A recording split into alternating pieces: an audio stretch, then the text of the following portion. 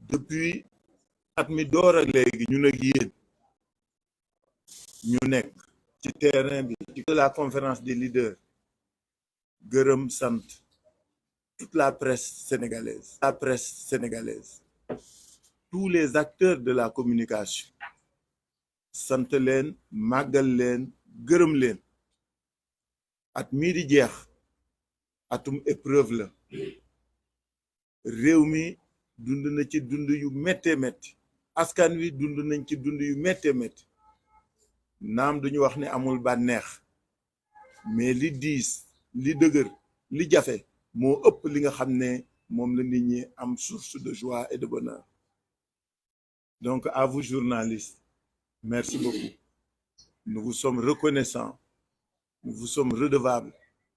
de votre investissement permanent au service de la promotion de la démocratie et de l'émancipation des masses sénégalaises, parce que loolu ngeen fi nekkee yéen a ngi def li ngeen war ni mu leen waree ak ni ngeen ko mëne. Et c'est l'occasion aussi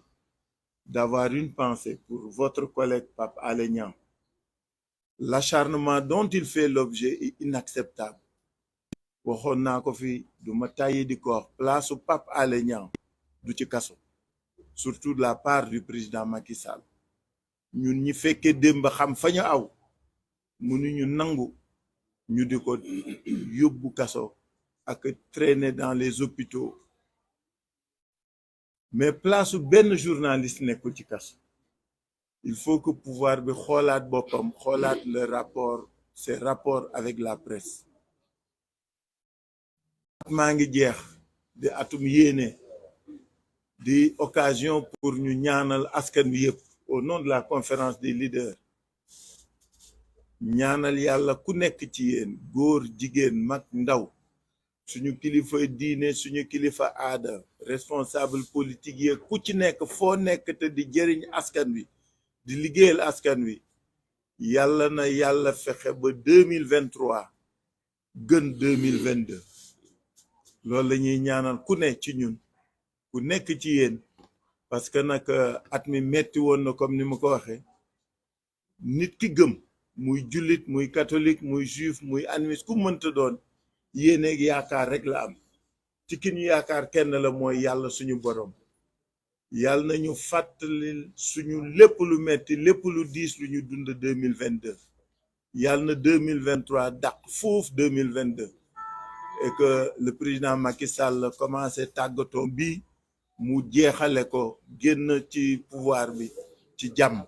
ka loolu lañ koy ñaanal yàlla jox ko xel ak xalaat bu tax mu xam ni lépp lu tëgg tas lépp lu nuyoo tàggoona et que nguuram dafay jeex na ko jeexal ca na mu gën a rafete ca na mu gën a sedd. ñu ñaanal askan wi kilifa yi góor ñi jigéen ñi mag ñi ndaw ñi pour que 2023 soit une année de paix, une année de paix, une année de paix, une année de bonheur, de santé pour toutes et tous. loolu la ñuy ñaan ñu di ko def ci turu Yewwi Askan Wi. Une année de combat aussi pour Yewwi Askan Wi. 2023 sera une année déterminante parce que dañu gëm ni dans une démocratie qui se consolide acteurs yi ñoo koy dox di ko wax. acteurs yooyu di ko dox ko wax homme politique yi bokk ci société civile bokk ci yéen ngeen bokk ci bépp parti wu sénégalais yi bokk ci nañu fexe ba suñu démocratie gën a dëgër de gën a yaatu pour que véritablement nous puissions aller en 2024 en toute quiétude. loolu aussi la ñuy ñaanalaale suñu réew mais di fàttali nit ñi rek ni xeex moom ci bëgg jàmm la bokk. ku bëgg jàmm da ngay xeex soo ragalee xeex wala nangoo xeex rek soo moytuwul ñu nappaaje la nga toog. donc c'est cette année-là que nous sommes en train de préparer. ñu fas yéene waxtaan ak yéen autour d'un thème principal muy rapport Cour des comptes muy activité wu de manière subsidiaire donc muy activité wu Yewwi. Cour des comptes ñi nga xam ne ñoo ci waxtaan ak yéen dañuy joxe ñun suñu position en tant que politique les sachants les pratiquants ku nekk wax nga ci sa xalaat mais liñ ci bëgg a jàpp rek mooy que ni Covid bi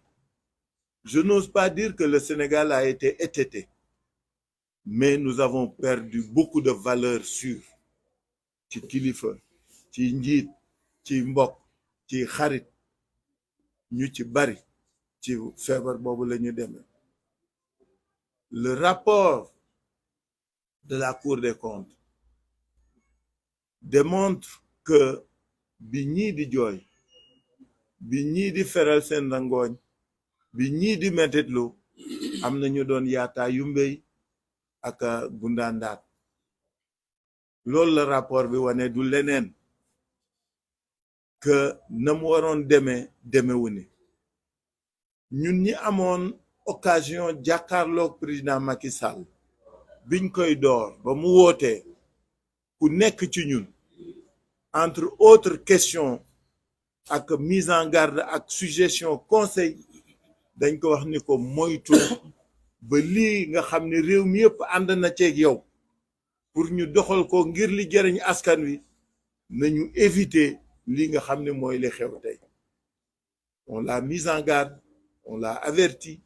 on lui a suggéré de faire en sorte que mu bañ a doon lii kersa la qu'on ait malheureusement raison sur ce qui nous traitait de sceptiques ou d'oiseaux de mauvais augure lii lañ doon bañ tey parce que l'élan unanime l'effort surhumain que chacun de nous a consenti acam moo ci mujj et ce qui révolte en tout cas moi je suis heurté par le fait que les autorités gouvernementales les responsables de la majorité se mettent à dire non tant de francs la tant de sous la par rapport ak li mu tollu lépp lii moo ci am problème loolu kersa la waroon nañ ko rus waroon nañ ko jomb parce que nit ki suñ la artoo te demagoo munoo am benn système de défense bu dul ni temps la par rapport à temps pour moins que ça des gens croupissent en prison pour moins que ça des gens ont été déshonorés traités dans la boue traînés dans la boue saflu et ñoom ñu naan non lii dong la lii dong boobu ku mel ni man il est heurté par ça je pense que li ñu wane rek mooy que nit ñi ils ont atteint leur limite et que seetatuñu lu rafet ak lu baax lu leen fi yàggal rek moo leen intéressé et qu'ils essaient de justifier l'injustifiable moo tax suñu waxtaanu tey ci loolu la jëm di massawu ci njeexitalu at mi tous les prisonniers politiques tous ceux qui sont morts dans le combat politique ñu di leen ñaanal yàlla ñu xippee aljana mais suñ defee référence ci loolu c'est pour flétrir l'attitude de ce gouvernement qui n'use que de la force de la violence pour nous gouverner et c'est important et c'est désolant que ñu bañ fàtte ñi nga xam ne ñàkk nañ seen bakkan ñu bañ fàtte ñi ci kaso yi kenn ñemeetul wax léegi tëj la rey la tëj rey cette mandature kenn du ko fàtte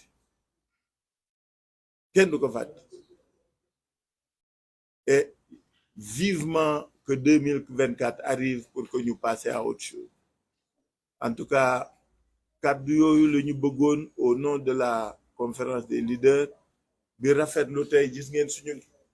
ginnaaw ni mu taaroo jigéen ñi xale yi parce que le combat pour Yewwi Askan Wi se poursuit il est permanent c'est pour servir la population c'est pour servir askan wi du pour yeewi ko non yeewi askan wi mooy yeewi boppam mais ci combat pour yeewi boppam ñun dañu bëgg a nekk à l'avant-garde jigéen ñaa ngi fi xale yaa ngi fi Yewwi Askan se structure pour pérenniser son combat parce que wax nañ leen ko du élection yu moo tax ñu ànd li ñu tax ànd mooy xool nu ñuy liggéeyale askan wi liggéey ngir askan wi liggéey ak waa askan wi te loolu y a pas de calcul y a pas d'action ponctuelle non dañu bëgg ànd defandoo lépp di xàcceendoo di dóorandoo yàlla na ko yàlla mottali. C'est la raison pour laquelle je vais donner la parole à Bassirou Samb qui va parler au nom des jeunes de Yewwi Askan. C'est ça, non? Non. Voilà.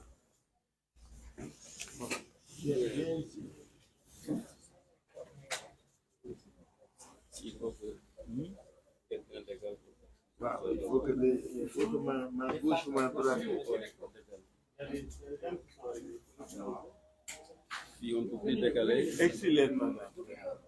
Est-ce que vous voulez le décaler? Il y a des chaises derrière. Vous voulez le décaler. Il décale, Ouais, c'est vrai. Alors, décalez, voilà. Venez, viens, jeune.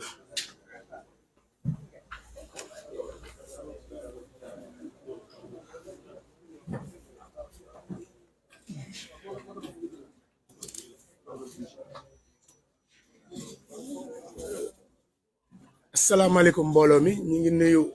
toute la presse sénégalaise bi nga xam ni moo mobilisé wu wuy ci conférence de presse bu am solo bi. Vous me permettrez à l'entame de mon propos de rendre hommage à tous ces leaders ici présents ñi nga xam ni keroog bi mbas mi dugg see ci réew mi dañu fàtte seen bopp fàtte seen ay parti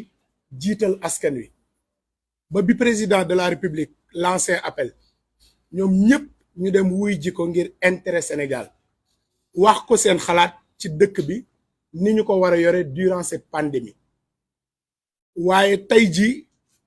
histoire daf leen di jox raison parce que moment bi nga xam ne ñun ñëpp ñu ngi ñuy wax restez chez vous moment bi nga xam ne kenn ku si ne si ñun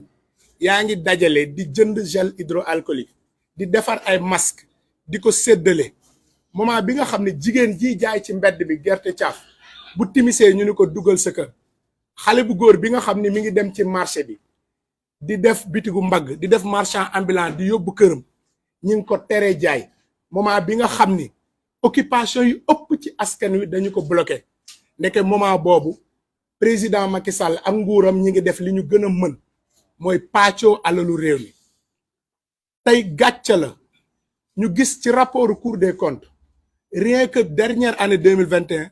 entre chiffres yi direction technique yi joxe ak ministère de la santé y a eu près de 1000 personnes yoo xam ne am na ci différence ci ñi ñu doon wax chaque jour ni dee nañu manipulation bi yemul rek ci xaalis mais li ñu doon jox ci ay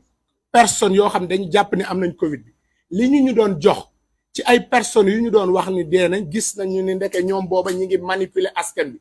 mais l'objectif lenn rek la woon mooy jël alalu réew mi pàccoo ko may fàttali ni nit ki nga xam ne dafay liggéey di am fukki junni par weer presque il lui faut 166 ans mu am 100 millions moment boobu benn ci ministre Macky Sall bi tudd Moustapha Diop mi ngi yónni benn jegeñaaleem chaque jour muy récupérer 50 à 100 millions par jour moment boobu gis nañu ci ministère bu ci ne ña ngay pàccoo alalu réew mi gàcce la ci président Macky ak nguuram ñu ñuy wax ni li Cour des comptes épinglé c'est autour de 7 milliards ou 6 est-ce que xam nañu 7 milliards ou 6 lan la mën a jariñ askan wi est-ce que xam nañu ñaata école lañu ci mënoon tabax est-ce que xam nañu ñaata ndaw lañu ci mënoon a wutal liggéey est-ce que xam na ñaata jigéen lañu waroon a dimbali ñuy mucc sans di ñàkk seen bakkan ñoom ñu ne 7 milliards rek di ko minimiser li muy wane rek mooy ñun ndawi réew mi jot nañu jël suñu ay responsabilités parce que ñii ñu jiite kët lenn rek moo leen ñor mooy pàccoo alalu réew mi lenn rek moo leen ñor mooy jël alalu askan wi tey gis ngeen ni toutes les personnes qui ont été citées dans ce rapport li Macky Sall def rek mooy remplacement jële ñii fii yóbbu leen fële ñenn ñi yóbbu na leen assemblée nationale ñenn ñi mu yóbbu leen ci cabinet ñenn ñi nga xam ne sax comme son beau-frère mu renforcer leen ci gouvernement bi ñuy saaga suñu ay juge ñuy wax askan wi mbéjum kanam boroom moo koy fajal boppam. Il est temps qu'on se mobilise. Il est temps qu'on soit à l'avant-garde de ce combat. À une certaine opinion qui tentent d'être des moralisateurs di ñu wax une certaine institution wala respect d'une certaine républicanité ñu leen di laaj bi Macky Sall di jàpp Papito Kara wala Ousmane Diagne di ko denc ci kaso bi fan la ñu nekk bi Macky Sall di acharné wu ci Pape Alé Niang fan la ñu nekk bi ñuy jël alalu réew mi di ko paccoo fan la ñu nekk donc bu ñu kenn jox ay leçons de morale moo waral plan d'action bi leader yi déterminé ñi ngi ñaan ndaw ñi na ñëpp jóg mobiliser wu entre écouter les répétitions d'un président qui se réunit tous les jours ak assister à un concert de casserole. Nous sommes pour ce concert et nous allons nous mobiliser. Entre écouter un Macky Sall qui ne respecte pas ce peuple et répondre à l'appel de Yewwi Askan Wi, nous préférons être devant ànd ak Yewwi Askan Wi parce que Macky lenn rek la ñuy dollil mooy lu mu wax du ko def respecté wul askan bi ñi muy àndal respecté wul. La jeunesse de Yewwi Askan Wi lance un appel à toute la jeunesse sénégalaise à se mobiliser fu ñu mën a nekk fu ñu mën a bokk dans les universités dans les communes dans les quartiers dans les garages mobilisons-nous et il faut faire face à ce président parce que amul dara lu ñu war a xaar ci moom lu mu ñu waxul ci at yi ñu génn tey duuf bi mu nekkee au crépuscule ci mandaam la ñu mën a gëmloowaat donc c'est le lieu de renouveler cet appel en demandant que justice soit faite et que toutes ces personnes citées dans ce rapport ñi détourné suñu ay xaalis ba pare di ñu ñaawal que justice def liggéeyam parce que ñaar mooy am que justice def ko tey wala ëllëg justice dinañu ko rendre parce que il est hors de question que pour moins que ça des individus des personnalités qui ont marqué ce pays ont été traînés dans la boue tey jii ñu bëgg a protéger parce qu'il se nomme beau-frère du président parce qu'il se nomme un chef de cabinet du président de la République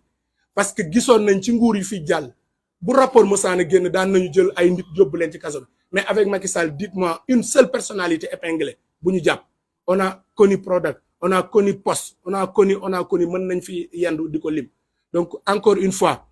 nous sommes déterminés et Inch'Allah dans les jours et les heures qui viennent vous allez voir que cette jeunesse elle est plus que déterminée cette jeunesse de Yewwi Askan Wi et toute la jeunesse sénégalaise pour faire face à Macky Sall et à tous ces dealers de la République. Je vous remercie. Merci beaucoup.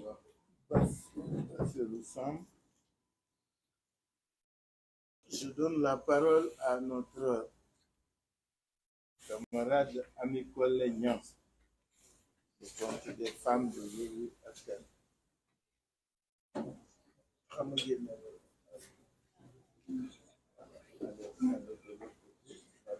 Wi.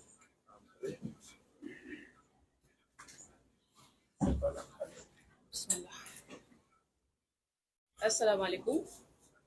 maa ngi nuyu ñëpp di ziar ñëpp di baalu ñëpp ak tey nag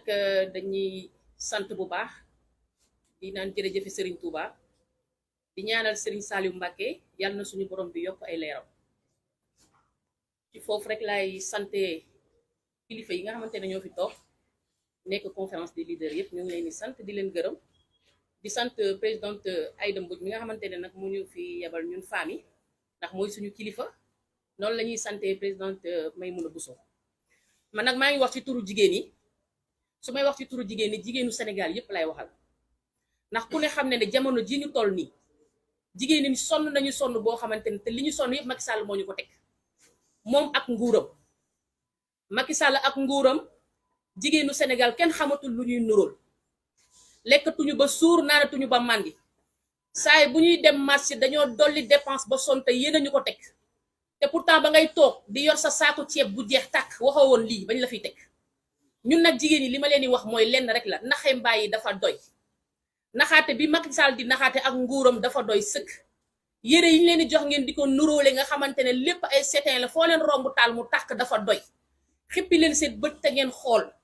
jamono ji ñu toll nag du jamono naxe mbaay jamono tàggatoo la na Macky Sall mu ngi dem te jeexal na moom xam ne jeexal na te dafa doy sëkk liñ leen di wax nag te di leen ko fàttali mooy jigéenu Yewwi Askan baa ngi nii toog gor ñaa ngi ñiy toog ñu amul njëg a ngi nii toog te xam naa ne yéen ñi toog seen kërit noonu ngeen fa toogee amul leen njëg te kenn mënu leen jënd tàmm nañ nag bu jigéen toogee di wax ñu jéem a di jël ay téléphone di woote loo soxla ñu jox waaye ñun amuñu njëg deret bi ñu yor du deretu ndox deret pur lañu yor te ay goro fi nekk kenn mënuñoo jënd kenn mënuñoo xoqatal ndax boobu ba tey nag ay xoqatal commencé na am ba ñu commencé def suñuy point de presse mais ragaluñu tiituñu ci dëgg la ñuy dox xupaate yi dafa doy di tëj nit ñi deful dara yi dafa doy président Macky Sall yow la ñuy waxal jigéen yi bu ñuy mucc ñoo ngi bëgg a dee képp koo xamante ne wan nga lor yaa ngi xalaat booy dem di wasin fan nga jëm xaalis bi ngeen denc milliards yi ngeen denc rawale ko defar leen ci jigéen yi nga xamante ne bu ñuy mucc ñoo ngi bëgg a dee Sénégal du Dakar kese àll baa ngi nii sonn nañ torop tali yoo xamante ne mënuñu la wax sax fii la ñuy jaar ndax rang-rang bu bon bu boobu jamono ngeen jël xaalis bi di ko foyo di ko pasar pasaree tournée yi ngeen di def ay concert ñun Yewwi Askan Wi soxla ñu def concert pour jaay suñu carte ñun dañuy taxaw nit ñi ñooy daw si ñun di jël suñu carte mais di jaay mais di mbubboo ay concert pour jaay ay carte kon nga xam ne jeexal nga takk man nag li may wax jigéen ñi lenn rek la 2024 jege na nañu takku mel ni sayu bale nañu takku jële fi Macky Sall buy tëdd moo ngi génn 3e mandat mais xam ne ne 3e mandat boobu du fi am tey du fi am suba bu ko naree def ci suñu kaw lay jaar te ñun jigéen ñi pare nañu pour loolu jigéenu Yewwi Askan Wi pare nañu pour loolu sénégalais yi pare nañu pour loolu ñëpp pare nañ pour loolu fii nag laay yemale kàddu bi ñu jox kilifa yi ñu wax wasalaam.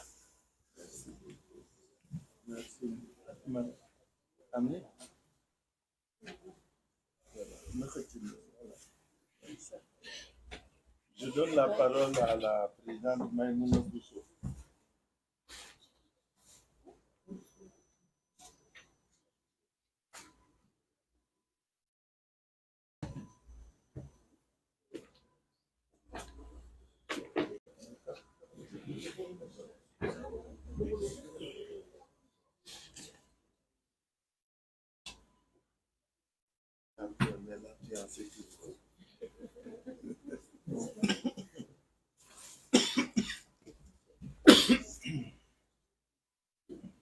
asalaamaaleykum wa rahmatullah ñoo ngi nuyu ñëpp di jaar ci sama kàddu naataango bi wax léegi rek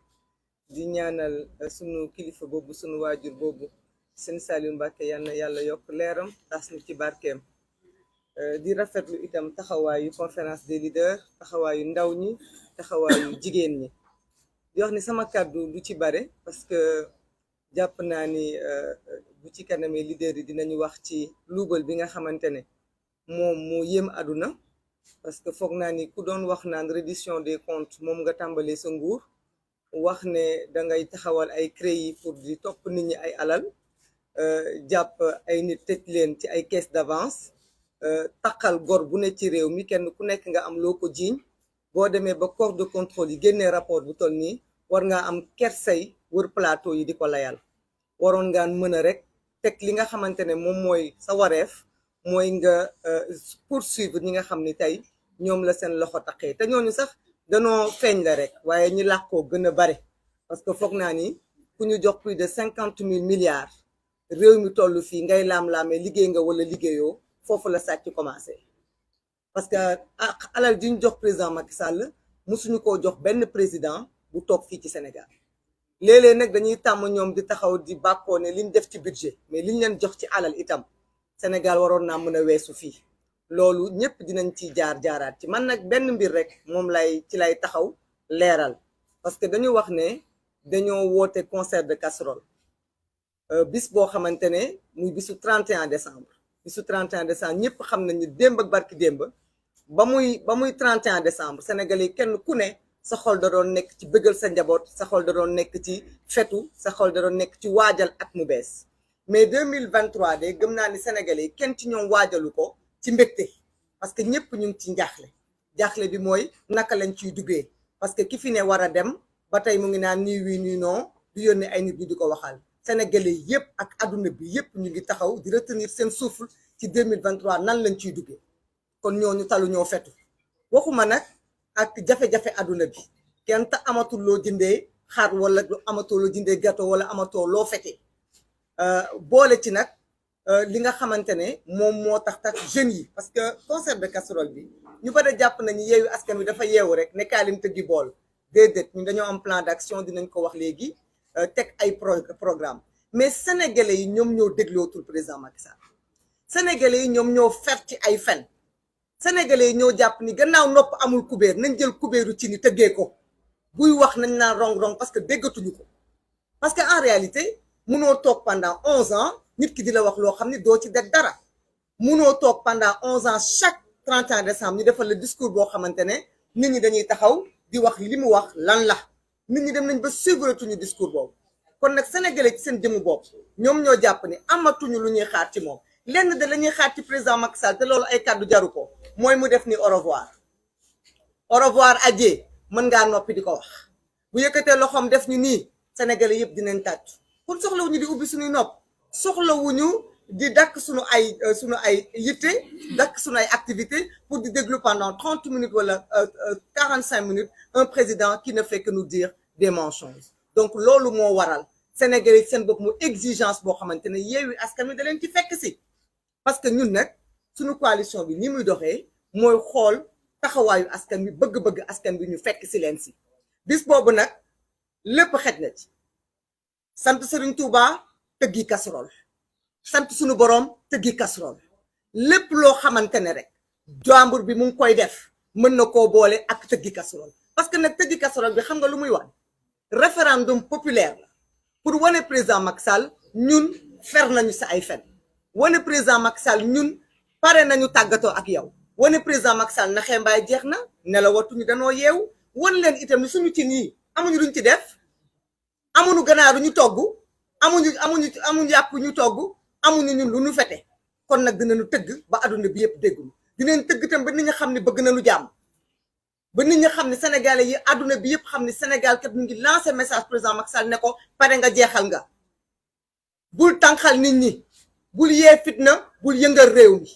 bu fekkente ne loolu nag foog naa ni ay tamaki casserole la képp koo xamante ne xañ nañ la sa baal xañ la sa ginaar xañ la sa michu xañ la sa leneen ak leneen dañu ne na nga tëgg ndax looloo gën a nag sedd ci yaram na nga yëngal sa ay bool yëngal sa ay vuvuzela lépp lu waay mën a def pour def bruit ba àdduna bi xam ni peuple sénégalais kat mu ngi araftu boobu ba léegi ñu ngi araftu ñu ngi naan ñu ngi tëj suñu ay doom di tëj suñu ay papa di rey suñu ay frère waaye kenn yëngatuwul léegi nag dañu bëgg mbir mi dakk comme président Macky Sall nee naay moom dafa am majorité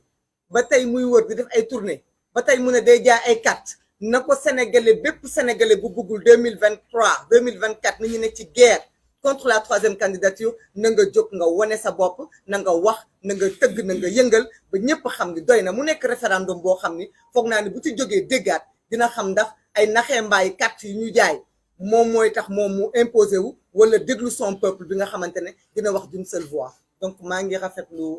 taxawaay bi di yemale foofu kàddu yi.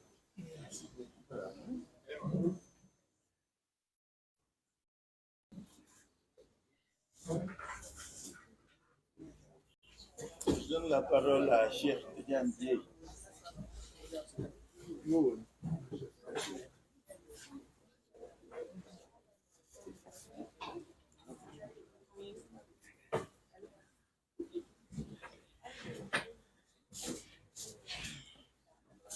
asalaamaaleykum mbokki Sénégal maa ngi leen di nuyu ku ci nekk ci sa tur ak ci sa sant. Cour des comptes dafa ni sur 1000 milliards de tests réalisés 19 milliards sont revenus positifs 19 milliards sont revenus positifs en dépenses non éligibles maanaam dépenses yoo xam ni kenn waru ko woon def te ñu def ko. Cour des comptes wax na lool. Cour des comptes nee na sur 1000 milliards de tests réalisés 69 milliards sont revenus positifs en achat de denrées alimentaires surfacturées. Cour des comptes moo ko wax. nee na itam sur 1000 milliards de tests réalisés la majorité est revenu positif en corruption, en détournement, en dépenses inéligibles, en toutes sortes de malversations. Cour des comptes moo ko wax. jamono ja nga xamee ni ministère de la santé dafa daan xëy bés bu ne taxaw ci seen kanami sénégalais yi naan leen sur nangami test yu ñu réalisé nangam positif nañu am nañu ay cas communautaire ak ay cas leneen ndekete yoo cas communautaire yaa ngi ci seen biir ñoom. cas dangereux yaa ngi ci seen biir ñoom cas grave yaa ngi ci seen biir ñoom moo di ministre yi moo di directeur yi moo di DAGE yi moo di seen responsable du président Macky Sall man nag foofu laa bëgg a accès sama commentaire sama kaddu ci responsabilité wu président Macky Sall tey Cour des comptes def na li mu mën a def yem fi mu mën a yem mooy mu cité ñi nga xam ne ñoom la càmbar seen yorin yem ci ñoom ni ay DAGE waaye DAGE mënula def lu ministre am yëgul ministre yi bu ñu defee ñoog DAGE yi c'est parce que système de gouvernance bi ñu teg moo leen ko permettre te système de gouvernance boobule kenn mooy responsable bi mooy président Macky Sall président Macky Sall 2012 ba tey ñépp xam nañu ni Khalifa wax na ko keneen wax na ko ku ne wax nga ko gouvernance am yépp maanaam yorilam daf ko lal ci ñaar mooy corruption ak impunité ku ànd ak moom les clients et les courtisans mu bàyyi leen ñu def lu leen neex mu garantir leen impunité lu ngeen mën a def dara du leen ci fekk noonu mooy li mu yore askan wi loolu nag bu ñu ñëwee ba tey lii am warula bett kenn li tax warula bett kenn te responsabilité am engagée di responsabilité politique di responsabilité morale et éthique di responsabilité institutionnelle li tax mu engagé mooy Covid dafa dugg Sénégal le 2 mars 2020 le 19 mars mesures yi mu njëkk a jël mooy mu modifier code des marchés publics bokk na si yi mu njëkk a jël avant même l'état d'urgence moom Macky Sall mu modifier comme si loolu la ñu yàkkamti woon modifier loi bi pour mën a def seeni marché public muy benn boo xam ne responsabilité am daf ci engagé deuxième bu responsabilité am engagé bi ñu créé force Covid 19 bi fonds Covid 19 ñu ni dafa am conseil d'orientation mu am comité technique am comité de suivi ñett yooyu conseil bi nga xam ne mooy comité d'orientation et stratégie bi boobu président Macky Sall mooy responsable bi te dañu ne liggéeyam mooy saytu yorin wi retracer orienté xool ni ñuy doxalee booba dañu ne chaque semaine boobu comité waroon na di réunir comité technique bi liggéeyam tous les jours la comité de suivi bi nga xam ne moom la ñu jox mooy général Ndiaye ak société civile ak ñeneen bokk ci boobu weer wu ne la waroon saytu mbir mi mais ki nga xam ne mooy président waroon saytu semaine bu nekk te amoon responsabilité wu def ko ñu bind ko ci loi yi ni moom moo ko war a def en tant que président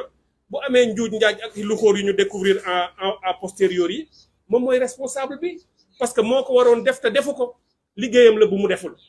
loolu itam engagé na responsabilité am ba tax ñun ki ñuy pointé di ko duut baaraam mooy le président de la république problème moral beneen bi ci am mooy ma cité leen ko ngeen xool ko dafa am solo fonds force Covid 19 bii ngeen di dégg xaalis la bu takkoo barki Dembo Ndiaye Ousmane Sonko ci live am mu ngi ko ciy wax loo xam ne li ci gën a metti mooy bor bi nga xam ne mu ngi sunu ndodd te danañ ko fay ba kenn xamul kañ lañ koy pare ku mel ni FMI moo ñu lebal bor 266 milliards la ñu lebal FMI dañu koy fay Union européenne lebal nañu 81 milliards danañ ko fay Allemagne lebal nañu 69 milliards danañ ko fay Banque mondiale lebal nañu 71 milliards danañ ko fay BAD lebal nañu 57 milliards Agence française de développement 30 milliards Banque islamique de développement 51 milliards BOAD 22 milliards Japon 1 milliard 500 UEMOA 500 millions nga yokk ci nag li gën a graaw ba ñu defee loolu yépp xaalis bi doyul ñu ne sénégalais yi ñëw leen jàpp ci lu ñu mën ak lu ñu mënul ñu indi ko sénégalais yi dajale seen alal muy fonds de solidarité nationale 19 milliards yu ay sénégalais ñàkk gis naa ci liste bi sax ku joxe 2000 francs sénégalais bu génnee 2000 francs ndax yéene joxe ko waaye ñun sénégalais yi lan moo gën a metti ci ñun 200 millions yi nga xam ni Serigne Mountakha génnee na ko pour joxe exemple ni réew mi lott na réew mi sonn na nit ñaa ngi dee pour won sénégalais ni dugal leen yéen itam seen contribution mu joxe exemple joxe 200 millions nañ ñu wax ci ñoom kan moo ci sàcc alalu Serigne Mountakha parce que ci ñoom la ndax dañ ko versé ci kees gi ñuy dem di ci tibb am na koo xam ne wóor na mën a jël na ci xaalisu Serigne Mountakha boobu moo tax xale yi ne nañ leen milliards yi du rees de milliards yii ku ci lekk ñoom nag seen système yëpp lii mooy seen daanu parce que alal jooju mënul lew te ku ko lekk di nga torox ndax loolu la ñu gëm ci suñu réew mooy suñu diine mooy suñu aada ku jël alalu bàyyi néew ji doole ji alalu nit ñu ñàkk ñi alalu nit ñu tëdd ci hôpital yi di soxla masque yu ñu nooyee pour mucc jëndaloo leen masque yi jëndaloo leen oxygène nga bàyyi leen ñu dee ndax da nga sàcc alal jooju mënuloo cee mucc. lii nag fi may daaneele mooy ma dellu si waat ci li nga xam ne mooy firndelaat président Macky Sall responsabilité dafa am ay benn gëstu boo xam ne am na kuréel yu ko def ci ni ñuy yore fonds Covid 19 yi ci àddina bi mu am ay mesures yoo xam ne génnee nañ ko ni bépp fonds bu ñuy yor ci yu mel noonu dafa am ay critères yoo xam ne mat nañu ci juróom-ñett yoo xam ne ci lañ koy natte. am na réew yoo xam ne bi ñu nattee seen bos ay Cameroun ay Sierra Leone ay réew Comores ñoom ñëpp ñoo raw Sénégal ci transparence bi ñu yore fonds bi ci 8 critères yooyu Sénégal respecté wu ci benn critère respecté wu ma tënk jukkil leen ci rek ñaar wala ñett. Publier les contrats d'achat liés à la Covid-19 publier les contrats d'achat liés à la Covid-19 maanaam xaalis ba nga jënd ji def ay contrat jënd ceeb nga publier ko ñu xam kan la. li koy firnde mooy bi ñu génnee 69 milliards jox ko gorowu président pour mu dem jëndi ceeb jox ko sénégalais yi mu ngi ko def le 11 avril 2020 bi mu ko defee le 11 avril 2020 ñun ñi ñëpp amul ko ci waxul. def nañ ci ay communiqué def ci ay live ni leen amuleen woon droit génnee ci xaalis 1000 milliards yi di tàmbali di jaay te comité de suivi bi tegaguñu ko donc génnee nañu jukki ci 69 milliards jox Mansour Faye mu jaay ba doyal ñu doog a teg comité ba ko war a saytu pour lan lu tax teguñu comité bi avant te bi ñu tegee comité bi ba pare nee woon nañu leen na comité bi ñëw en retour mu saytu xaalis boobu ba tey ji furaas dal di xëddali 69 milliards yooyu ñoo ñu jox ceeb ba scandale bi ñëpp dégg nañ ko ñoo ñu jox diwlin ba scandale bi ñëpp dégg nañ ko moo tax bu ñu naan 6 000 milliards rek moo ciy lu xóor waxuñu dëgg parce que boole wuñ ci ña ñu jox contrat wu 17 milliards jigéen joo xam ne agence de voyage la am te waxuñu kan moom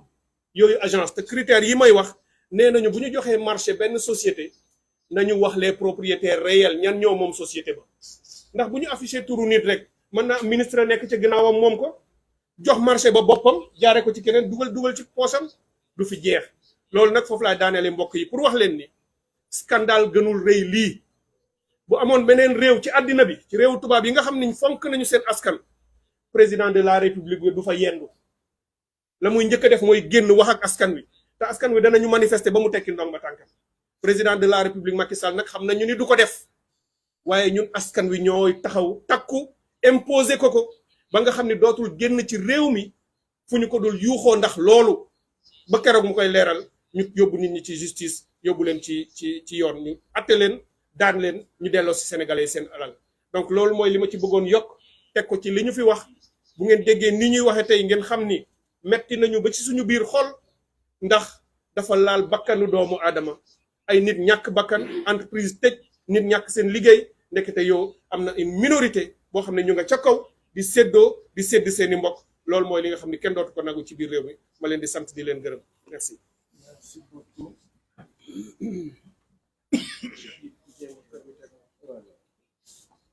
Je donne la parole à Cheikh Ahmed Tidiane Youm.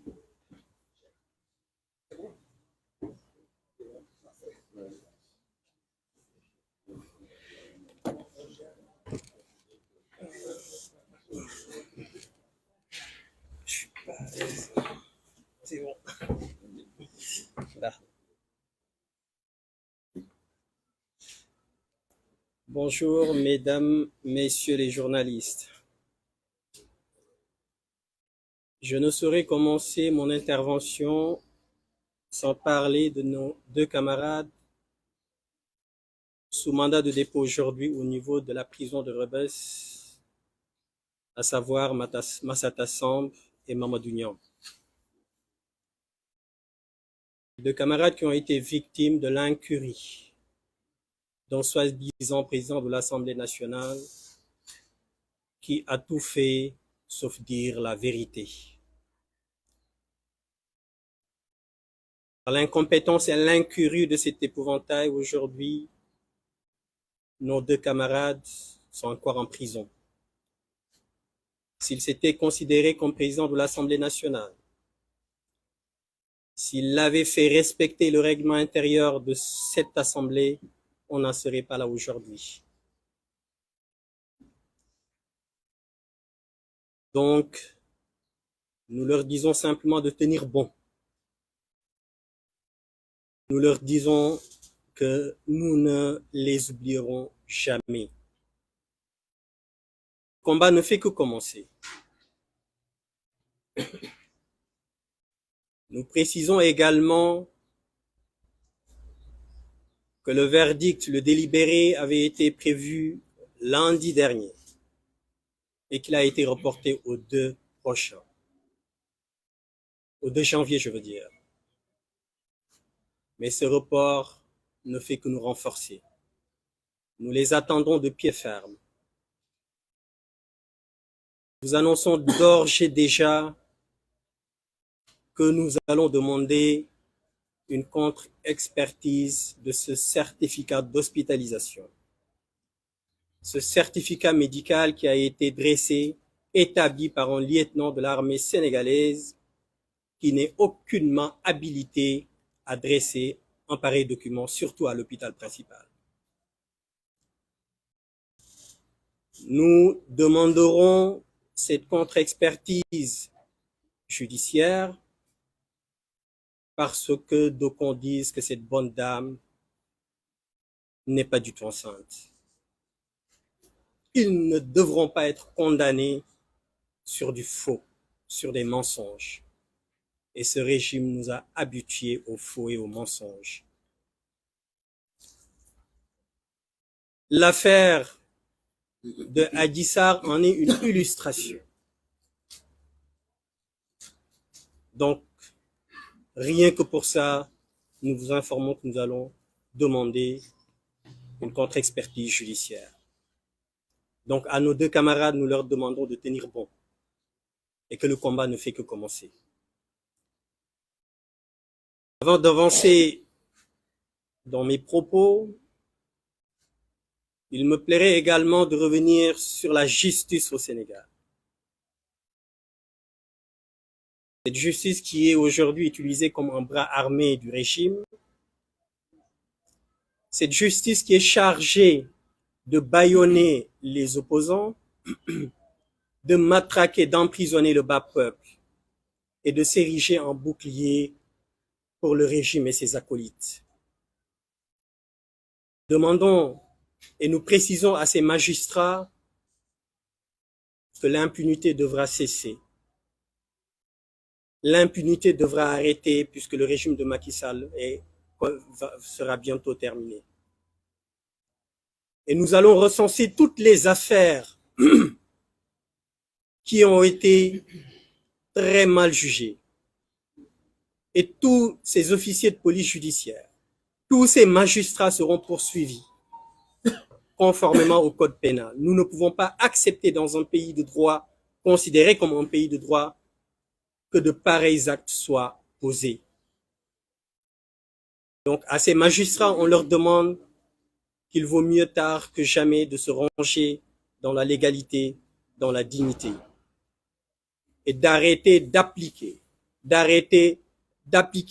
à la lettre les injonctions de ce régime du président de la République. Donc, il est temps que ça cesse. C'est avec beaucoup d'amertume, beaucoup un pincement au cœur que je m'exprime sur ce qui est appelé aujourd'hui le rapport de la honte, ce rapport du Cour des comptes, de la Cour des comptes. 1 000 milliards ont été mis sur la table, comme l'a rappelé tout à l'heure mes prédécesseurs, pour lutter simplement contre la mort, pour sauver des Sénégalais, pour leur permettre de vivre, pour leur permettre de rester auprès de leurs enfants, pour leur permettre de rester auprès de leur famille. Et pendant ce temps, ces 1 000 milliards qui étaient destinés à lutter contre la mort, certains ministres sans vergogne, sans scrupules, se sont servis comme de vulgaires malfrats. Mais cela ne nous étonne pas de ce régime. Avec un président de la République qui avait juré la main sur la Constitution qu'il n'allait jamais nommer son frère par décret. Quelques mois après, s'est dédié et a nommé son frère et ce dernier a fait un massacre sur les contrats des ressources naturelles de ce pays. Avec un président de la République qui, depuis son accession au suffrage suprême, fait la promotion de la corruption, de l'injustice. Comme vous avez pu le constater, ce régime est rythmé par les scandales. La liste, elle est longue, comme l'autoroute Ila Touba. On ne saurait prendre le temps de lire, de vous donner la liste de tous les scandales qui ont été révélés lors de la gouvernance de Macky Sall. Aujourd'hui, c'est ce même président qui, suite au rapport de la Cour des comptes, demande à son premier ministre d'examiner avec attention les informations publiées par ce rapport. C'est ce même président qui demande à son premier ministre d'examiner avec attention les recommandations des magistrats de la Cour des comptes. Au lieu de demander tout de suite l'autosaisine du procureur de la République, il essaie de gagner du temps, comme à son habitude, pour essayer de divertir, afin que le Sénégalais puisse passer à autre chose, en ayant entre-temps allumé des contre-feux. Mais nous lui disons que ce rapport est la goutte d'eau de trop. Ce pays ne peut plus continuer à être dirigé de cette façon, à être dirigé par un régime qui s'adonne à la kleptocratie, par un régime qui fait la promotion de la corruption, comme je l'ai dit tantôt. J'ai été la semaine dernière au tribunal, au palais de justice, pour assister au procès de nos deux camarades. Il ne s'agit pas, mes propos ne vont pas vers une promotion, une légitimation du vol ou de la corruption. Mais ce rapport me permet de préciser le décalage qui existe entre le traitement entre les Sénégalais. J'ai assisté la semaine dernière, comme je l'ai dit tantôt, au tribunal, au palais de justice, à des Sénégalais qui ont été jugés pour certains. Mais deux m'ont frappé. L'un a volé 20 000 francs dans les bus Tata et il a écopé de 6 mois de prison ferme. L'autre a volé 180 000 francs CFA. Il a écopé d'1 an de prison ferme. Pendant ce temps, le beau-frère du président de la République, selon le rapport de la Cour des comptes, son ministère a surfacturé plus de 2 milliards de francs CFA. Ce monsieur va paisiblement à ses occupations et à côté de sa famille, de ses enfants, passe les fêtes de réveillon tranquillement et va passer la fin de l'année tranquillement avec sa famille pendant que ces deux personnes que j'ai citées croupissent en prison pour 20 000 francs CFA et 180 000 francs CFA. Pendant ce temps, le loser de Yoff continue lui aussi à vaquer à ses occupations. Lui qui est incapable de justifier des dépenses de plus de 49 millions. Et que dire de Moustapha Diop? Où sommes-nous? Sommes-nous dans une république ou bien dans une république bananière? Je pense plutôt que nous sommes dans une république bananière. Mais ce qui m'inquiète le plus, c'est qu'en fait le peuple a l'air groggy. J'ai l'impression que le peuple sénégalais est insensible à l'injustice. Il convient de rappeler que ce pays a été bâti sous le travail, sous l'endurance, sur la pugnacité, avec le don de soi de nos vénérés chefs religieux, Seydi Hadji Malick Sy, Serigne Touba Khadimou Rassoul, Baye Niasse, Mame Limamou Laye. Tout le travail qu'ils ont fait, le président de la République est en train de les anéantir. Nos valeureux guides religieux qui ont passé toute leur vie à faire la promotion de la justice, de l'équité, des valeurs. Ce travail qu'ils ont fait est en train d'être abattu par le président de la République depuis 2012. Donc, il est temps que ce peuple se réveille. Quand nous avions annoncé le concert de casseroles au 31 décembre, certains esprits chétifs,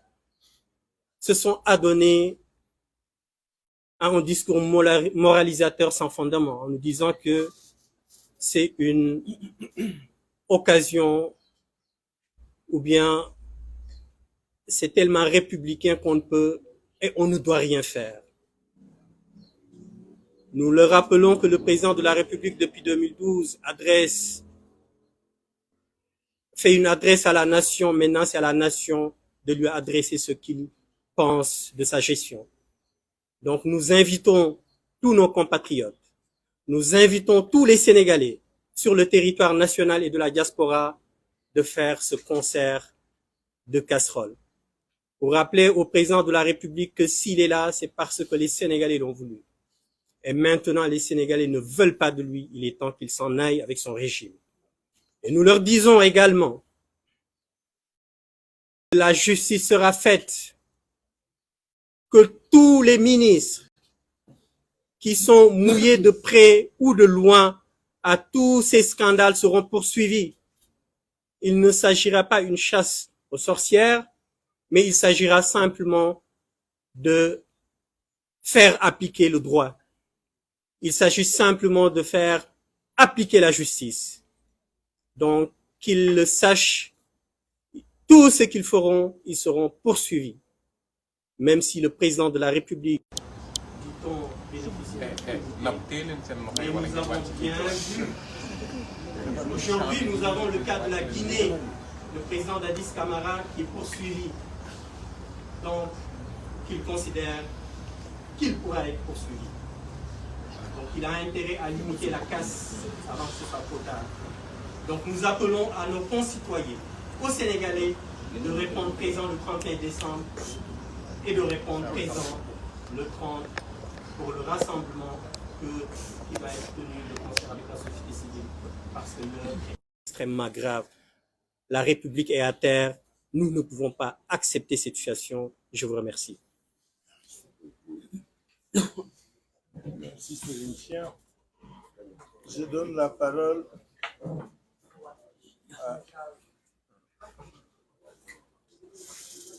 Voilà. Habitué à la parole.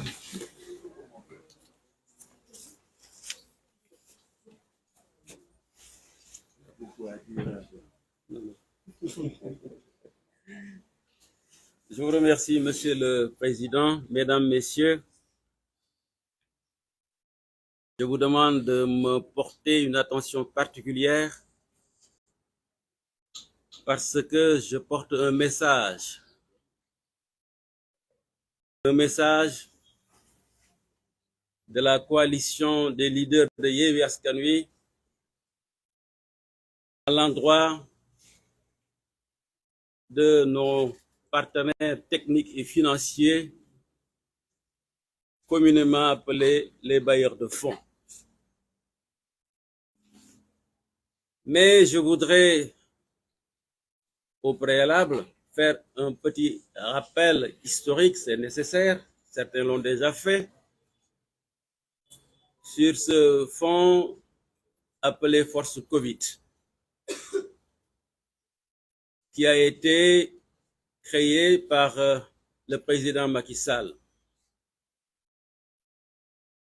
Vous vous souvenez qu'il avait lancé un appel à l'endroit de toutes les forces vives de la nation et particulièrement de l'opposition. Et c'est au nom de la sécurité nationale à l'époque que Khalifa Sall, qui venait tout juste de sortir de prison, où il a été retenu pendant des années de façon injuste, et allait répondre à l'appel du président de la République. Et il avait alerté. Vous vous souvenez toujours que c'est à l'époque, au nom de la sécurité nationale, Ousmane Sonko, président du PASTEF, considéré comme l'opposant le plus radical contre Macky Sall et son régime, et allait répondre à cet appel, et il avait alerté. Vous vous souvenez certainement que moi-même, j'ai été désigné par le FRN, le Front de Résistance Nationale, qui regroupait toute l'opposition à l'époque, pour aller représenter cette opposition au comité de suivi. Mais ayant constaté que le travail n'était pas transparent, j'ai démissionné. Il faut que cela soit rappelé. C'est nécessaire, c'est utile. Parce que des fois, les gens n'ont pas tellement de mémoire, ou les peuples. Qu'est-ce qui s'est passé? Nous n'inventons rien aujourd'hui. C'est un corps de contrôle de l'État du Sénégal qui fait des révélations sur des scandales dans la gestion de ces fonds dont je viens de parler. On ne vous apprend rien en vous disant que le budget prévisionnel était de 1000 milliards et d'après ce que dit le rapport de la Cour des comptes, 789 milliards 579 ont été mobilisés. Dans ces 789 milliards et plus, nos partenaires techniques et financiers y ont participé pour 667 milliards 371, soit 84,5% du budget. Chers partenaires au développement, vous avez participé pour 84,5% au budget de Force Covid-19. L'État du Sénégal, principal concerné, n'y a participé que pour 102 milliards et plus, soit 13%. Et les volontaires, les particuliers, les chefs religieux, le secteur privé, pour un montant de 19 milliards 958 millions, soit 2,5%. Et le rapport de la Cour des comptes révèle les scandales que ceux qui m'ont précédé ont énumérés. Avance de démarrage versée même avant signature et approbation du contrat, c'est-à-dire qu'il vous paye sans que le contrat ne soit établi. C'est ça ce que cela veut dire. Et après, au moment de vous payer, essayez de régulariser les paiements des décomptes, ils ne déduisent pas les avances qui vous ont été irrégulièrement faites. Ce n'est pas moi qui le dis. Ce n'est pas Ousmane Sonko qui le dit. Ce n'est pas Cheikh Tidiane Youm ni Khalifa Sall qui le dit. C'est la Cour des comptes qui le dit, qui est une institution inventée et créée par Napoléon Bonaparte. Les retraits en espèces, aussi soulignés par le rapport, et chose plus grave, des dépenses sans lien avec la Covid d'un montant de plus de 19 milliards.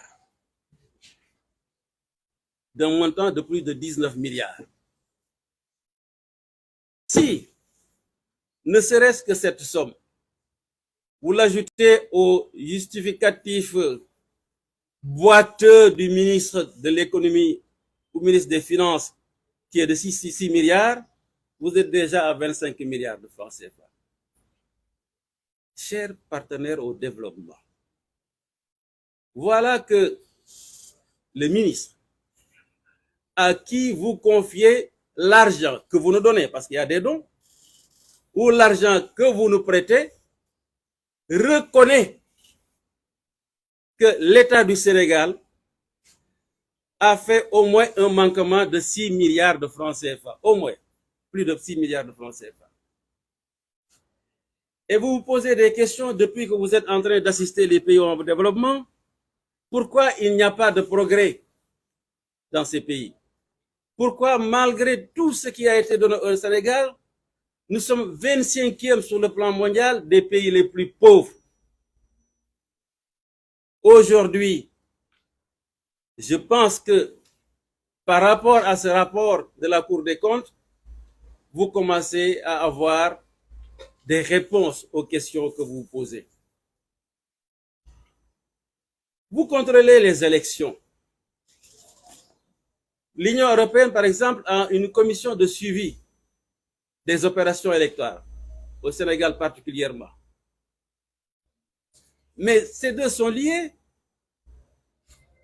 L'argent que vous donnez au pays, et particulièrement au Sénégal, mais c'est le contribuable de vos pays qui donne cet argent. Vous ne pouvez pas donc, à notre avis, rester indifférent à ce qui s'est produit dans la gestion des fonds de Covid-19 au Sénégal. Vous n'avez pas le droit de vous taire. Et nous avons bon espoir que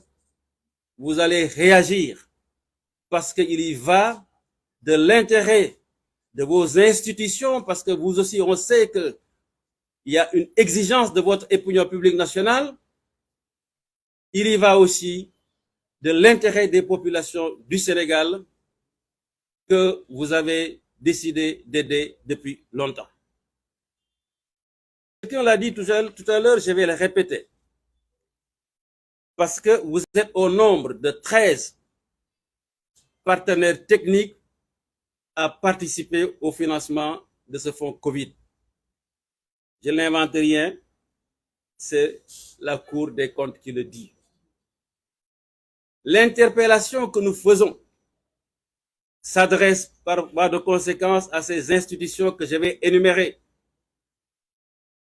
La KfW, qui est une institution allemande. L'État du Japon y a participé. L'AFD, l'Agence française de développement, y a participé. L'Union économique monétaire ouest-africaine y a participé. Le Fonds monétaire international, FMI, y a participé. Le 11e Fed y a participé. La BOAD y a participé. L'IDA, par le biais de la Banque mondiale, y a participé. La Banque islamique de développement est interpellée. La BAD, la Banque africaine de développement, est interpellée.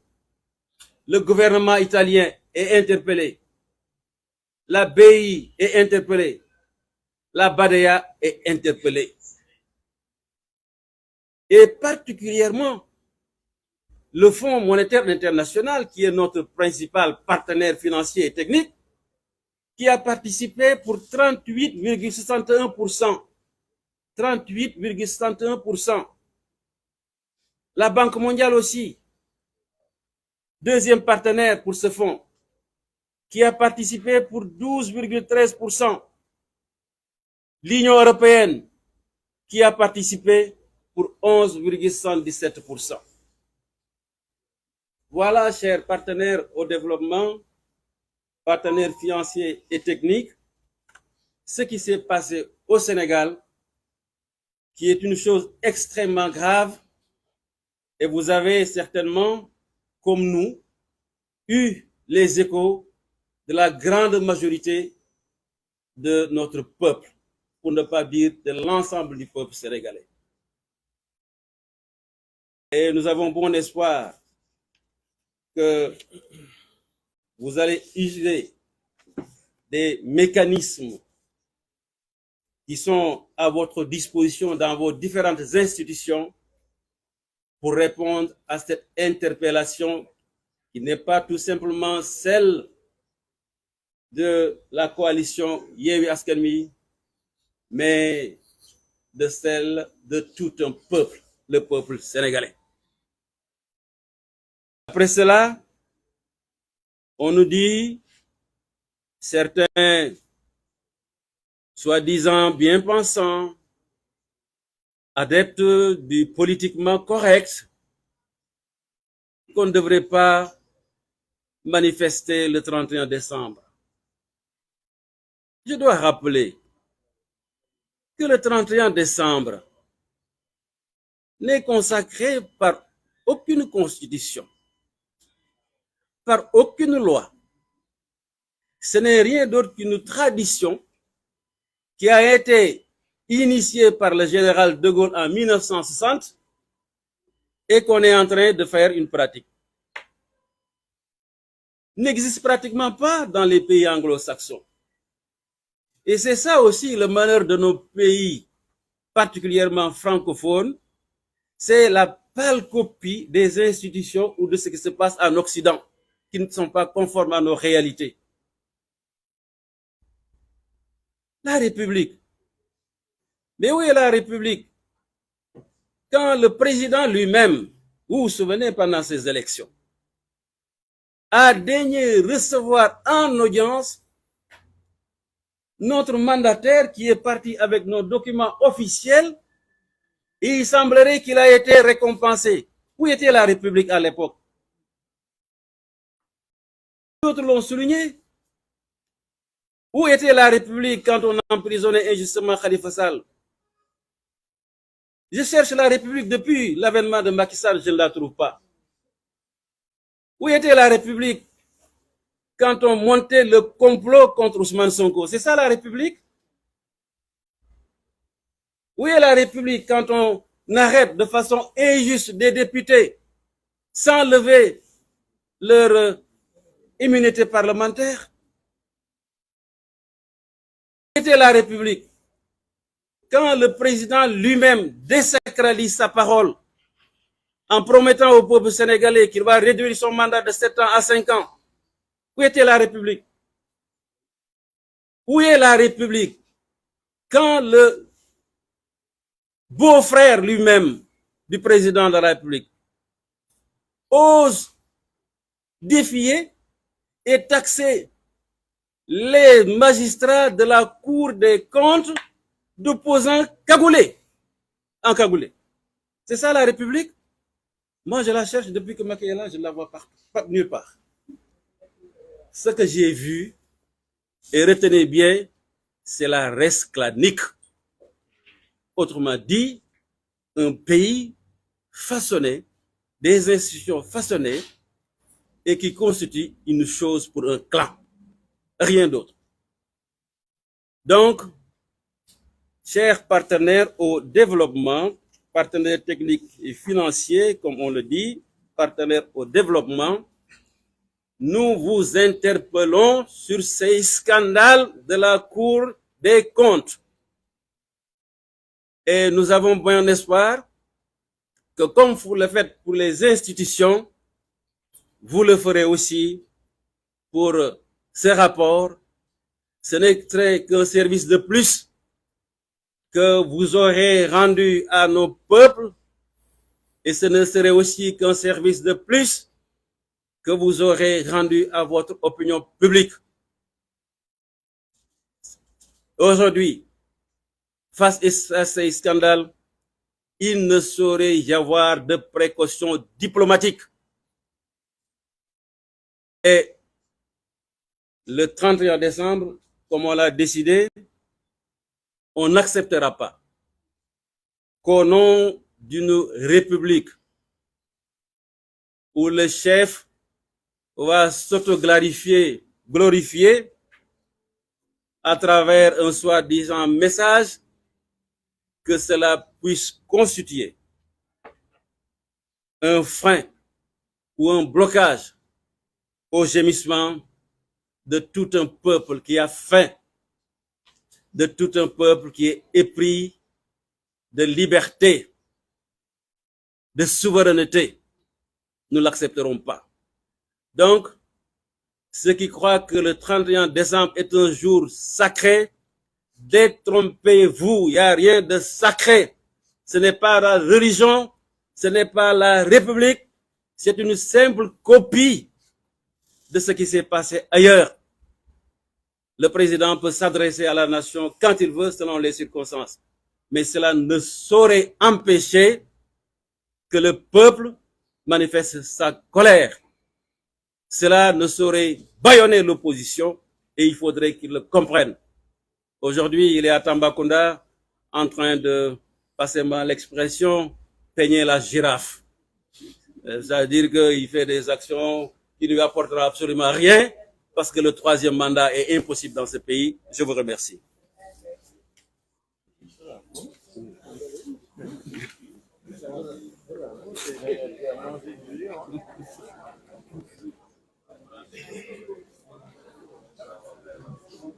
Je donne la parole à Ousmane Sonko.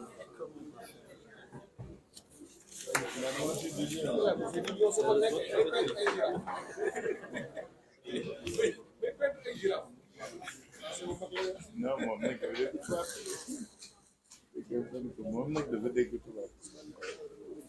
bonjour à tous.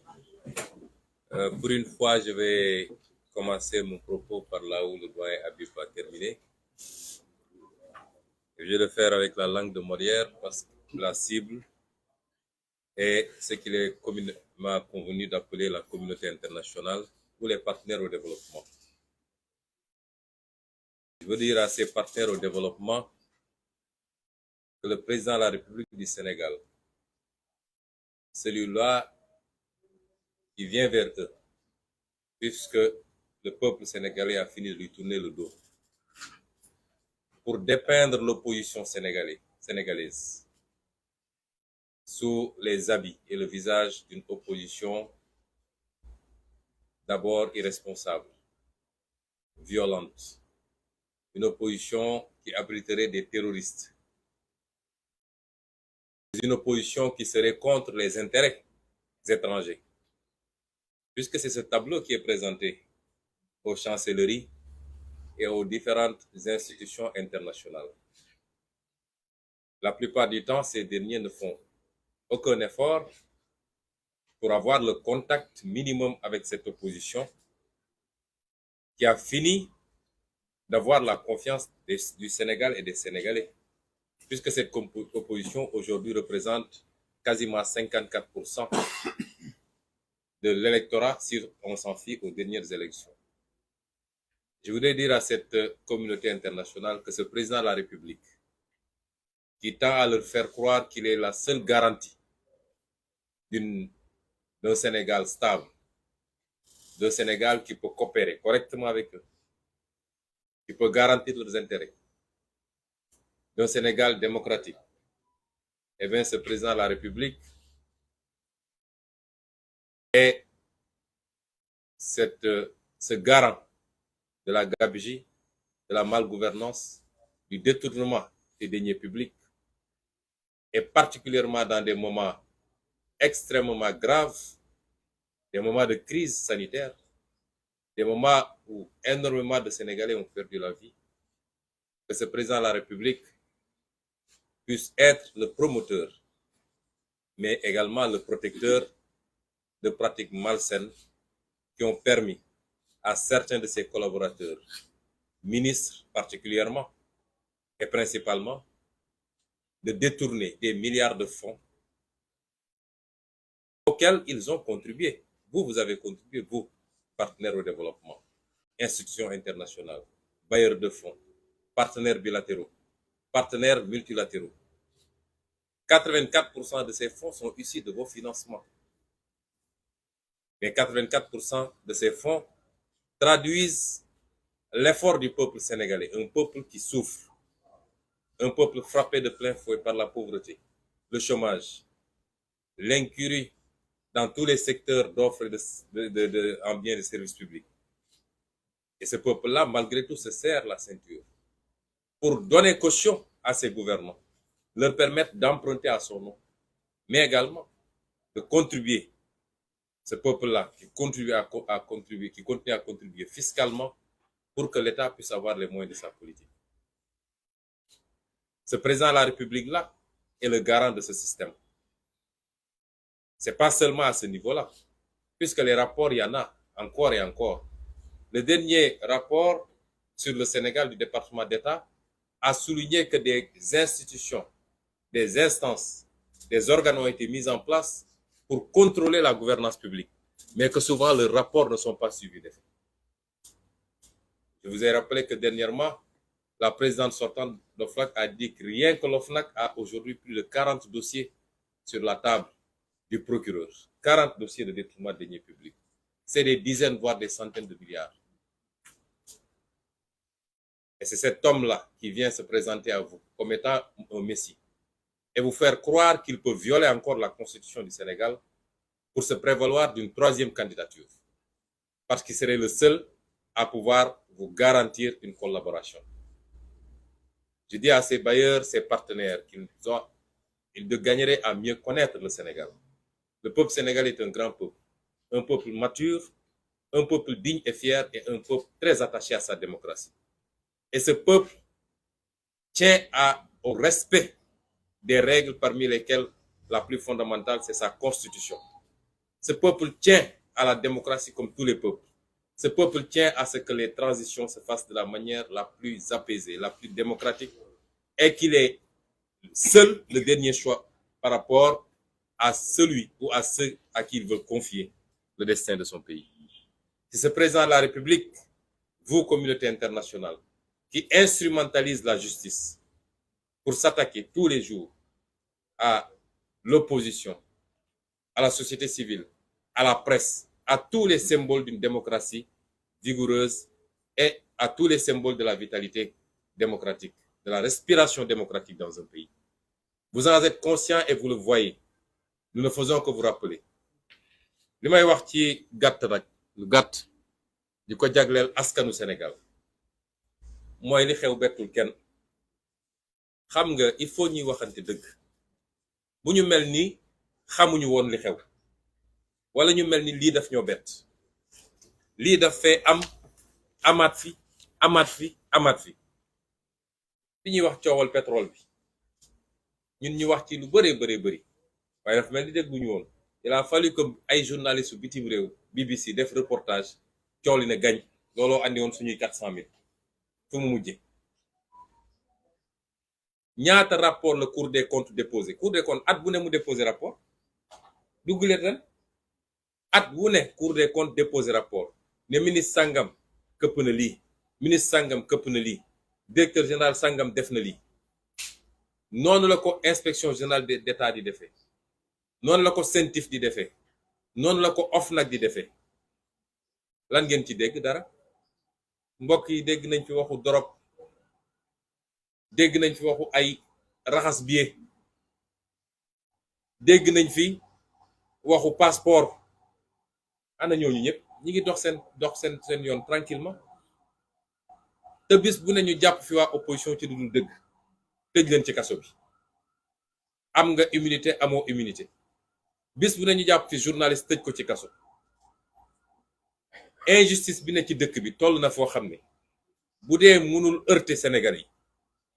bu dee mënul amul lu mu mun a jur ci Sénégalais ba li ñu xamoon ci Sénégalais ci fulla ci jom ci ngor ak ci bañ ak ci bëgg dëgg bu dee loolu mënul am dañu waxante dëgg fi ñu jëm du neex de parce que ñin ñi du jiitu ci xeex bi métti na ci ñun trop ku leen wax ni méttiwul mi ngi wax lu ko neex waaye ñun lan lañuy xeex ak kan lañuy xeexal bu ñu doxee nag ba ñi doon xeex ñëpp banque seeni yoxo réew mi dina dugg ci guuta goo xam ne mara day taali te askan nag moo mëne lii di xew ci réew mi France bee Nicolas Sarkozy président de la République la woon président de la République tey ñu ngi koy topp ci lan surfacturation ci campagne am du xaalisu France de nee nañu Kadhafi ko jox xaalis mu def ay surfacturation pour nëbb loolu lañ koy toppee tey ba en première instance dañ ko condamné 1 an ferme mu def appel xoolal loolu wax naa leen keroog kaawu député eurodéputé polonaise boobu nga xam ne Qatar la dem ñu may ko xaalis du xaalisu Pologne du xaalis Union européenne tey ma nga kaso. États-Unis bee ngeen dégg barki démb dégg ngeen ñu ne déclaration fiscale déclaration l'impôt Donald Trump waa impôt mujj nañ koo jox waa Sénat ñetti at waa Sénat di ko laaj pour ñu càmbar ba xam ndax da doon déclarer lu matul am déet. ñu ne leen réew bu gën a fonk lii bu gën a fonk nu ñuy caytee alalam réew moom moo la gën a développé. waaw ñun Sénégal xanaa tubaab bi dañ ñoo gën a bëgg seen bopp. Sénégalais yu bare ngi bëgg a dem tugal li leen may li ñu am mooy fexe ba alalu réew mi ñu sàmm ko mu dellu si ci waa askan wi loo leen may li ñu am de. ñun ñëpp xam nañ lu xew ci réew mi amul sénégalais bu mu ump te ñëpp xam nañ ni Macky Sall mooy ndeyu mbill ndax moo leen di fal ne leen dem leen ngeen utal ma ay électeurs yi li ma leen fal pour ngeen politique la loolu mooy tibbal ci kees bi. te lu ci musi am nag justice bi sama loxo la nekk sama waaw la ñuy doxee ku ma leen joxoñ la ñuy dem ku ma leen ne jàpp leen ñu jàpp ku ma leen ne bàyyi leen ñu bàyyi loolu ñu ñëpp xam nañ lan moo ko fi mun a dakkal mooy askan wi rekk ko mun a dakkal ndax askanu Iran gee di xeex ngir am démocratie ak liberté nit ñi di génn en masse di xeex te xam ni su ma génnee sama bakkan xaj na ci dañoo gën askanu Sénégal. askanu Algérie mi xeex ba jëlee fa li fa nekkoon wala bu Tunisie wala bu Égypte wala bu feneen ak feneen ak feneen dañoo war a gën a bëgg suñu bopp. réew mi est-ce que ndaw ñi am nañu liggéey est-ce que paj mi jaar na yoon est-ce que jigéen ñi seen xel dal na ñu yor kër ñi est-ce que école yaa ngi dox. ñu war a jël ay milliards ci alalu réew mi di ko jaarale foo xam ne du yoon ñun ñëpp ñu koy gis bu ñëw ñu nëppal ko fex ba mu jàll. moo tax man askan bi rek laay waxal ñun de bañuñu xeex bi luñ ci góobe gar ko waaye nag ndimbal na ca fekk loxol borom. léeg-léeg li ñuy laaj nit ñi du lu bari de te injustice bi nekk ci réew mi bu wóyee nag gëm naa ni dina bari ñuy teggi seen loxo de. dégg naa ab journaliste bu def chronique taay ne Pape Ali est-ce que askan wi jar na ko doon wax ak Pape Ali Niang ñun dañoo jàpp ni askan wi jar na ko moo tax jaral nañu suñu bakkan wi waaye léeg-léeg dañuy soxla suñu gestoo wala suñu woowee askan wi mu wuyuñu loolu baax na ci liggéey bi bëgguñu ñu jàpp kenn ci askan wi ñun mun nañu def lan waaye léeg-léeg day baax la tax ngay sonn wala ñi tax ngay sonn boo leen woowee ci loo xam lu yomba def la boo wëti koo gis leen. suñu nee rassemblement wax dëgg yàlla rawatina nag ndaw ñi parce que seen avenir la yàlla xam ne ni yéen ñu tax a sonn su ngeen xamoon liñ leen yéene cofeel gi ñu am ci yéen ak yéene gi ñu am ci yéen ndax suñuy doom ak yéenay maase. su ngeen ko xamoon fu ñu leen woo di ngeen ñu wuyu si te li ñu digganteeg yéen yàlla xam na ni buñ ci yeggee ngeen gis résultat bi waaye suñu woowee rassemblement kenn ku ne war a mën a bàyyi dara diggante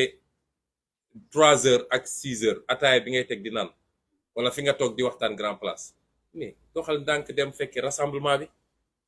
parce que yéen ñu mën a dooleel ci xeex bi de ngeen xam ni saa suñu organiser activité mu échec da ngeen dooleel Macky Sall ak li muy def tey bu ñu nee dañuy def teg ak activité mu échec ñoom dañ naan kon askan wi faalewu leen yéegu leen askan wi ñun lañu àndal askan wi li ñuy def naqariwu leen milliards yëpp ñu tudd fii ay nit randal ko askan wi dafa tàccu sax ne bravo loolu mooy tax mbir mi du gaaw a jeex bu weesu rek ñu andi beneen waaye bu ngeen doolelee ñiy xeex te ñiy xeex du acteur politique yi kese acteur politique la ak société civile yéen a ñu mën a dooleel tey jaay doole bi fës na ci lan Macky Sall moom jàpp na ni moom saa su ko neexee mu def ay activité gis ngeen ko mu dem Tamba ay milliards def nañ ko fu ne ci Tamba dem nañ fa yóbbu ay car amul village bu ñu bàyyi waxuma la nag ñu jógee Dakar ak feneen pour nekk ñu dajale ay nit ñu ne lu rëy teeru Macky Sall à Tambacounda moom am na sañ-sañu def lu ko neex waaye Ousmane Sonko bu jógee damay def nemmeeku tour mu yenu gendarmerie ne leen topp leen ko bu mu daje benn place publique ak ay nit loolu du injustice ñëpp di ko gis ñun amuñu sañ-sañu dox ci réew mi dem dajeek askan wi waaye moom am na sañ saa su ko neexee mu mbubboo mbubbu président de la république te ñëpp xam ni campagne la jëm loolu lu ko gën a rëy ci injustice tey suñu ne dañuy manifester fan yi yëpp semaine bu nekk Fouta Kaolack feneen ak feneen ay nit dajal lañ fa rassemblement yu mag a mag ne 3e candidature la ñu dajal waaye ñun suñu nee ña nga dajale ñi ngi dem place de l'Obélisque préfet ne tere nañ leen ko loolu ba kañ ñu war koo nangu rek di seetaan soo waxee ñu ne ñii dañoo bari fitna mu am ci réew mi ñoo xam ne nee nañu ñoom ñoo gën a xam ñëpp ñoo gën a màcc ñëpp ñoo gën a intelligent ñëpp jàng nañ téere yëpp lu xew nag ñu ne dañuy joxe leçon te doo leen mus a gis ci xeex na ñun respecté nañ ku nekk waaye nañ ñu respecté de nañ ñu respecté ndax la ñuy xeex askan bi moo tax ñu jóg di ko xeex def concert de casserole ñu naan 31 décembre république foog ngeen ni ñuy luubal alal réew mi xam nañ ñuy république ku xam république fonk république dinañ la dënk alalu réew mi mu waroon dem ci ñi tëdd di sukuraat nga jël ko dugal sa poos Macky Sall dafa xam république bi mu nekkee fii ba léegi salfaañe république ku sàcc mu recevoir la nommé la ku daw ak mandat jàmbur mu recevoir la jël na gis nañ fi sax ay nit yoo xam ne moom moo leen yóbbu CREI di leen poursuivre mu dugal leen ci avion tukkee ak ñoom lan moo gën a mun a wàcc république loolu ñu ne wax ay waxu république 31 décembre ban rapport la am ak république su dee république la moom dafa gën a farataal sax dafa gën a faydal waa askan bi su dee d'accord ñoo ak république ni ñu ko yore ñu xaar ba datu république ñu wax ko président moo tax ma ne ñun amuñu leçon bu ñuy recevoir ci ñi kenn 31 décembre li ñu ñaan askan wi mooy concert de casserole dañ leen ci woowoon le 22 juin su ma juumul bañ leen di woo ci concert de casserole lan moo taxoon ñu woo leen mooy suñu liste élection législative bi ñu téye woon du woon alalu réew mi de du woon alalu réew mi du pétrole réew mi dañu ne suñuy liste yu gars yi téye te waruñu koo téye ngeen wuyu ci loo xam ne dafa kay woon sax suñu jot tubaab nag danaan qui peut le plus peut le moins mooy bu dee liñ leen woon suñu affaire la ñun yeewi askan wi donte ñun jàpp nañ yeewi askan wi mooy askan wi tey suñ leen woowee ci xaalisu alalu réew mi ñu lubal ak danger yi am ci démocratie Sénégal tey nga xam ne 2023 bi Khalifa Ababacar ñaanat ñun ñëpp ñuy ñaan waaye xel mën naa tey 2023 bi ku ko xam ak ku ko xamul kon suñ leen woowee ci loolu ne leen nag liñ leen woo jafewut xale bu am 5 ans sax ba mag mu am 95 ans mën nga taxaw sa terrasse wala sa balcon wala sa ëttu kër wala sa buntu kër daa di dóor ci casserole yi loolu jafewut laaju yu askan wi lu bari ñiy wax bëgg a nërmal seen xel ñoom ñëpp dafa am ñu leen yebal pour loolu mooy saa suñu yëkkatee dara rek ñoom lu ñuy def ba saboté ko ci loolu la ñuy nekk waaye buñ ko saboté mu jàll xam leen ni yéen lañu saboté yéen askan wi